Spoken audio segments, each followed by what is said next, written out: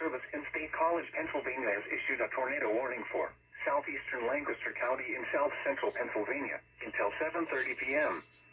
At 7:03 p.m., a severe thunderstorm capable of producing a tornado was located over Mount Vernon, moving east at 20 miles per hour. Hazard, tornado. Source, radar indicated rotation. Impact, flying debris will be dangerous to those caught without shelter. Mobile homes will be damaged or destroyed. Damage to roofs, windows, and vehicles will occur. Tree damage is likely. This tornadic thunderstorm will remain over mainly rural areas of southeastern Lancaster County, including the following locations: Kirkwood. Take cover now. Move to a basement or an interior room on the lowest floor of a sturdy building. Avoid windows.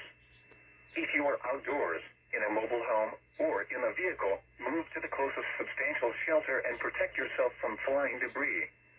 Repeating, a tornado warning has been issued until 7:30 p.m. for the following county: Lancaster,